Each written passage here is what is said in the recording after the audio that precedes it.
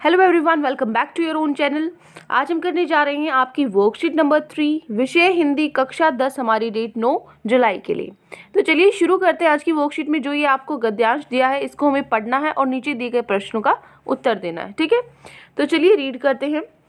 इस बात में कोई शक नहीं है कि तकनीक हमारे जीवन का अवश्य अंग बन गई है और इससे हमें बहुत लाभ भी हुआ है, किंतु इसका एक दूसरा पक्ष भी है।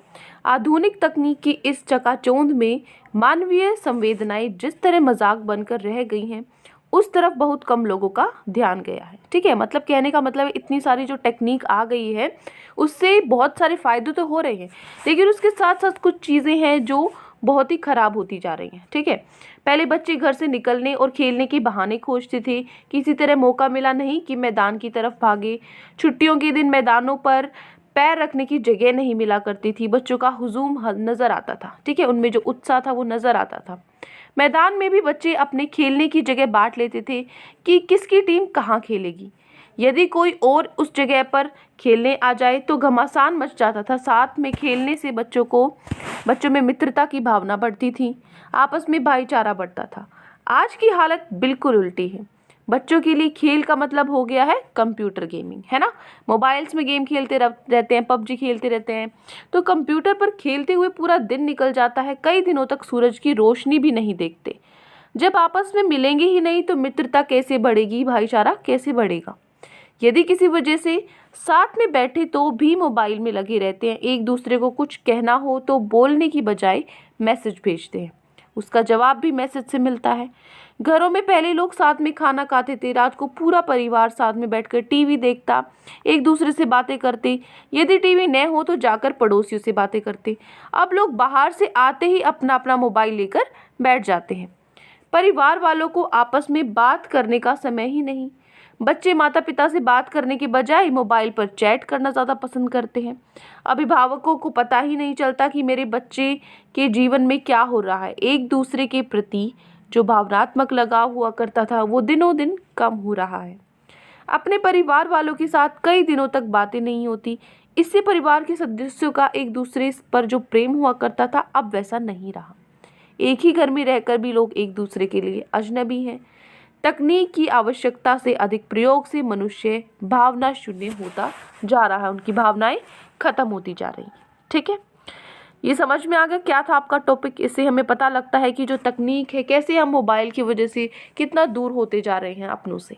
ठीक है, तो आपके क्वेश्चन आंसर है, आप 5 क्वेश्चन हैं। ठीक है, ये पहले जो 5 है, इन 5 के अलावा नीचे आपको एक गतिविधि भी दी है, एक्टिविटी जो आपको खुद करनी है, जिसमें आपको बोला गया है क्या मोबाइल फ़ोन इंटरनेट के कुछ दुष्परिणाम भी होते हैं। अपने परिवार के सदस्य दोस्तों से चर्चा कीजिए और चर्चा के मुख्य बिंदु को लिखिए। तो एक एक करके इनको करते हैं। तो चलिए देखते हैं।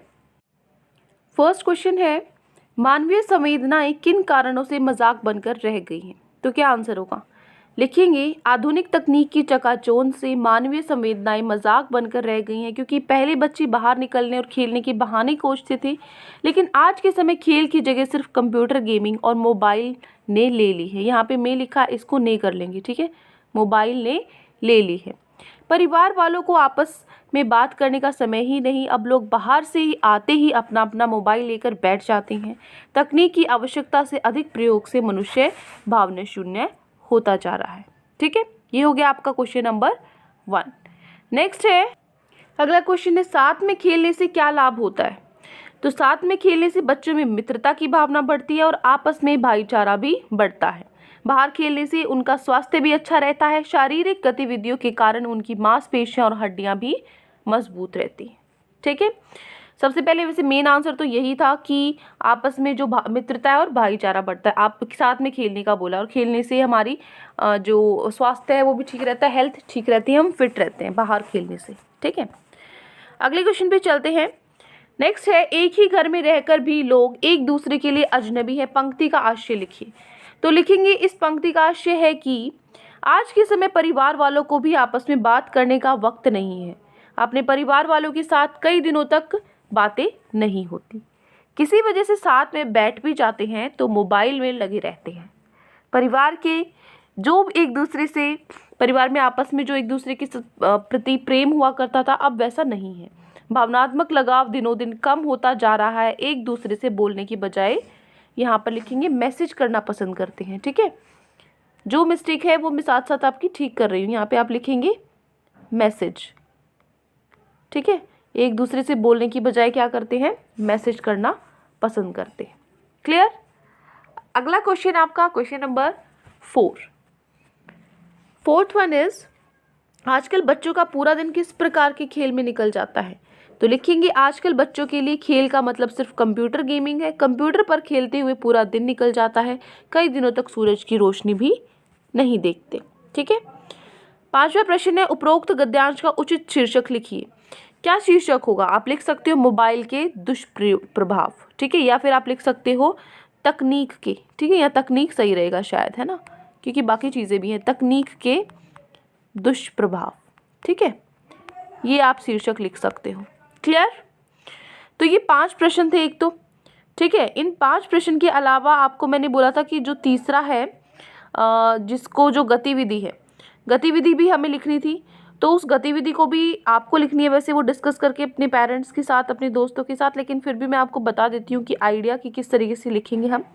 तो ये है आपकी गतिविधि, मोबाइल फ़ोन इंटरनेट के दुष्परिणाम, ये आपको लिखने थे। तो लिखोगे आप, मोबाइल का ज़्यादा उपयोग आपके सर दर्द, थकान, बेचैनी, शारीरिक कमजोरी और नींद में अनियमितता का कारण बन जाता है, जो स्वास्थ्य के लिए हानिकारक होता है। एक शोध की इलेक्ट्रॉनिक उपकरणों के प्रयोग से हमारे स्वास्थ्य पर बुरा असर पड़ता है। जैसे हर चीज़ के साथ होता है, इंटरनेट का अधिक उपयोग हानिकारक भी हो सकता है। इंटरनेट के साथ कई नुकसान जुड़े हैं, इसमें से कुछ समय का व्यर्थ होना, धोखाधड़ी, स्पैमिंग, हैकिंग शामिल है। कम उम्र में स्मार्टफोन की लत की वजह से बच्चे सामाजिक तौर पर विकसित नहीं हो पाते हैं। बाहर खेलने न जाने की वजह से उनके व्यक्तित्व का विकास नहीं हो पाता है। ठीक है, इस तरीके से आप लिख सकते हो। अगर आपको और कुछ अपनी तरफ से ऐड करना है तो वो भी आप कर सकते हो। ठीक है, तो ये कुछ क्वेश्चंस थे जो आपकी वर्कशीट में आज आपको गिवन थे। आई होप आपको अच्छे से समझ में आ गई है। कोई भी डाउट है किसी भी क्वेश्चन में तो कमेंट सेक्शन में आप मुझसे पूछ सकते हैं। लेक्चर अच्छा लगे तो चैनल को सब्सक्राइब कर सकते हैं, वीडियो को लाइक कर सकते हैं। आज के लिए इतना ही, मिलते हैं आपके नेक्स्ट वीडियो में। Till then take care, bye bye.